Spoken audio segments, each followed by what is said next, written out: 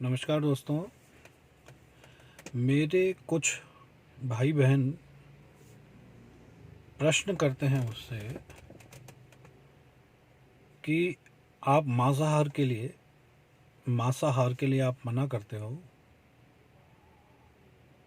आप कहते हो कि जीवों को मार करके ना खाया जाए। तो क्या पेड़ पौधों में जान नहीं होती? पेड़ पौधों को आप क्यों खाते हो? उनके लिए आप मना क्यों नहीं करते हो? ये पेड़ पौधे भी ईश्वर के बनाए हुए हैं। क्या ये उनके बनाए हुए जीव नहीं है? उनके बनाए हुए सजीव नहीं है पेड़ पौधे? आप उनके लिए मना नहीं करते हो। अगर जानवर को मार के खाना पाप है तो इन पेड़ पौधों को काट के खाना भी पाप है।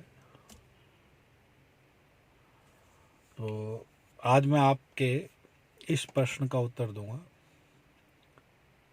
सभी लोग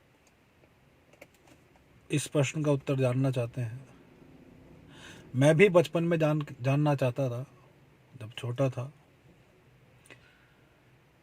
कि जैसी जान या आत्मा इन जानवरों में होती है वैसे ही तो पेड़ पौधों में होती है। तो पेड़ पौधों के दर्द का, पेड़ पौधों के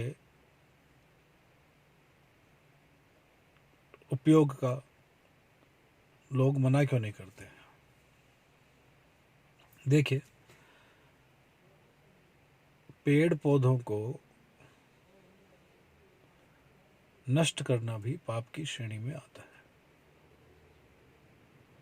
ये बात पक्की है। लेकिन अब आपको मैं एक उदाहरण समझाता हूँ कि कोई आपके किसी गलती पर आपके थप्पड़ मार दे या आपके चाकू मार दे, तो दोनों में से ज़्यादा तकलीफ भरा काम क्या होगा? थप्पड़ तो हम फिर भी सह लेंगे, पर चाकू का दर्द हमारे लिए ऐसा ही नहीं होगा। थप्पड़ मारना छोटे पाप की श्रेणी में है, चाकू मारना बड़े पाप की श्रेणी में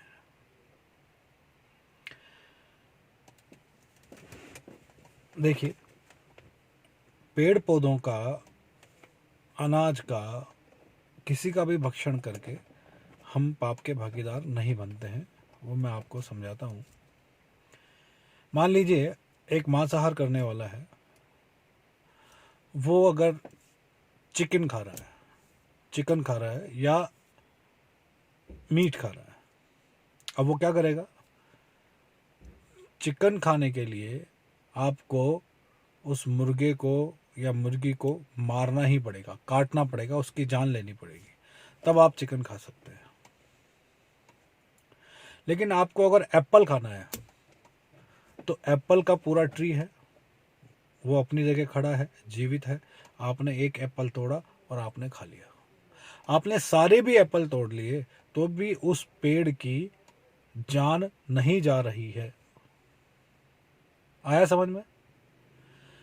आपने अगर मुर्गा खाना है तो मुर्गे को मारना है, उसको उसकी जान निकाल देनी है, उसको इस धरती पे से ख़त्म कर देना है, तब आपको उसको खाना है। एप्पल खाना है तो ऐसा नहीं होता है, उसकी जान नहीं निकलती है, पेड़ जीवित रहता है। आपको मीट खाना है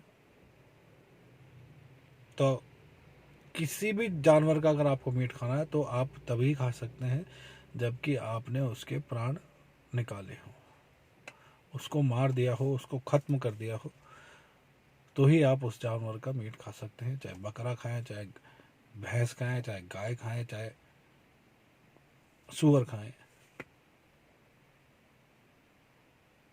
चाहे मछली खाएं, चाहे केकड़ा खाएं, चाहे प्रॉन खाएं।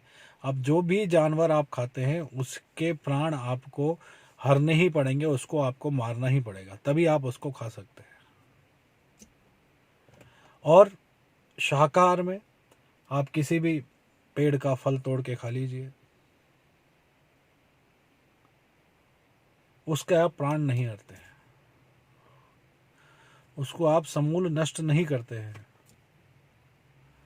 चाहे आप सेब खा लें, आप पपीता खा लें, आप अमरूद खा लें, आप चीकू खा लें, आप मौसमी खा लें, आप कुछ भी जो भी फल अवेलेबल है, सब्जियां हैं, गोभी खा लें, आप मिर्च खा लें, आप टमाटर खा लें, आप खीरा खा लें, ककड़ी खा लें, तरबूज खा लें, आप कुछ भी खा लें, आपको उस पर्टिकुलर उस वृक्ष की, उस पेड़ की, उस पौधे की हत्या नहीं करनी पड़ेगी। चलिए, अब इसमें जो कुतर्की है वो लोग फिर दूसरा प्रश्न लेके आते हैं कि सर जी, आप गेहूं खाते हो, आप बाजरा खाते हो, आप मक्का खाते हो, तब आप पेड़ को काटते हो, पूरे को, उस पेड़ को आप समूल नष्ट कर देते हो। तब उन भाइयों को मैं बताता हूँ कि नहीं, हम उनको नष्ट नहीं करते हैं, ये साइकिल है।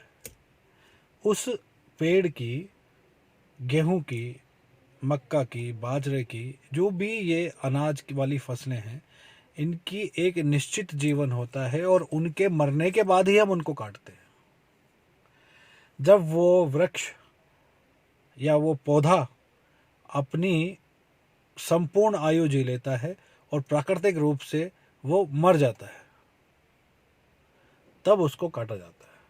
अगर आप गेहूं की फसल जब पक गई है, पूरा हरा जो पौधा होता है वो सूख करके और धीरे धीरे सुनहरी कलर का हो जाता है, पीले कलर का हो जाता है, और आप उसको अब आगे लगे भी रहने देंगे तो भी वो थोड़े समय में गिर जाएगा, सूख जाएगा, मर जाएगा, क्योंकि वो मर चुका होता है। पकने के बाद फसल, तब ही उसको काटा जाता है और तब ही उसको हम अपने खाने के उपयोग में लेते हैं।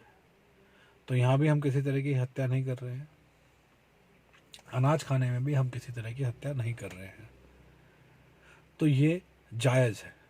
और इसीलिए ईश्वर ने कहा अदन की वाटिका में आदम से कि तेरे लिए मैंने ये फल और तेरे कमर से नीचे के पौधे बना दिए हैं अपने जीवन यापन के लिए, तो इनका उपयोग कर। तो मेरे भाइयों बहनों, सजीवों को,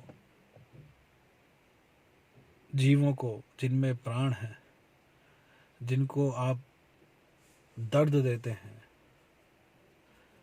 कोई हक नहीं है आप उनको मार के खा जाए। उनको ना मारें, जीव हत्या ना करें, एक बहुत बड़े पाप के भागी ना बने।